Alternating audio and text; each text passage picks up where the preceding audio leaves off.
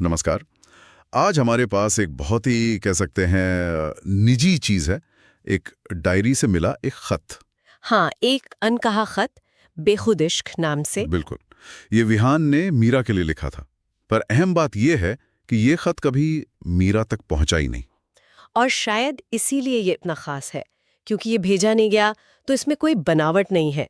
ये सीधी दिल की आवाज लगती है। हाँ, तो आज हम इसी खत के जरिए उन भावनाओं को, उन अनकहे एहसासों को समझने की कोशिश करेंगे। बिल्कुल, विहान के मन की दुनिया में झांकने की कोशिश, जहाँ प्यार है, यादें हैं और वो एहसास जो शायद जाहिर होने के लिए नहीं थे। तो हमारा मकसद है इस खत से गुजरते हुए उस एहसास को, उस अधूरेपन को और शायद उस खामोश फैसले को समझना। हाँ, कि कैसे रिश्ता शायद खत्म हो गया पर भावनाएं वो कहीं ना कहीं जिंदा है। खत की शुरुआत ही बहुत दिलचस्प है।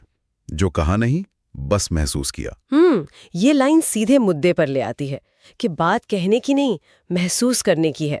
जोर अनुभव पर है, बयान पर नहीं। अब वो पहली मुलाकात का जिक्र कि न कोई वजह थी तुम्हारे पास आने की, न कोई इरादा था दिल हार जाने का। हाँ, ये दिखाता है कि जिंदगी में कई बार चीजें बस हो जाती हैं बिना किसी प्लान के और गहरा असर छोड़ जाती हैं। फिर वो सवाल पूछते हैं खुद से, ये शायद मीरा से, पता नहीं, कि क्या वाकई सब कुछ खत्म हो गया। और उसका जवाब भी देता है, शायद नहीं। ये दिखाता है कि बाहर भले ही चीजें बदल गई हों, अंदर अंदर वो एहसास अभी भी वैसे ही है।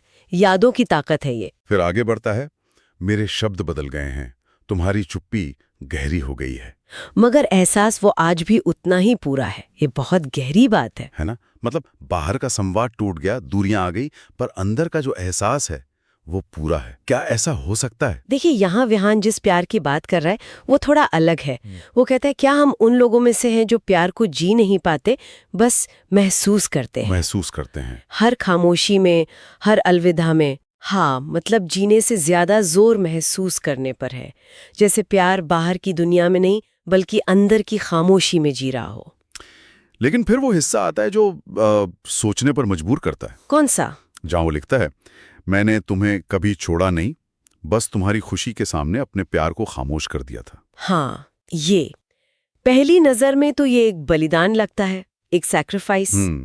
पर सवाल ये भी उठता है कि क्या ये सिर्फ मीरा की खुशी के लिए था या इसमें थोड़ा असलियत से बचने का पहलू भी था? खत सीधा जवाब नहीं देता। सही कहा, वो बस ये स्थिति हमारे सामने रख देता है। और उसके लिए रास्ते अलग हो गए, पर कहानी खत्म नहीं हुई। वो कहता है, इस अधूरेपन में ही हमारी कहानी अब भी जिंदा है। ये नजरिया भी तो अलग है। बिल्कुल।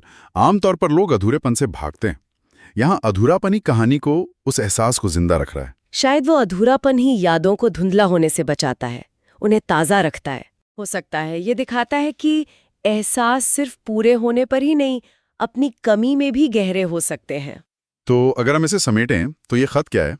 एक तरह से उन अनकहे जज्बातों की तस्वीर जो शायद जानबूझकर छुपाए गए। हाँ, और ये दिखाता है कि एहसास कैसे वक्त, दूरी, बदलते हालात, इन सब से परे हो सकते हैं, अपनी एक अलग दुनिया में जीते हैं। हमने इस विश्लेषण में देखा कि विहान के लिए प्यार वो जीने से ज्यादा एक महसूस करने की चीज बन गया था, खासकर खामोशी में, अलगाव में।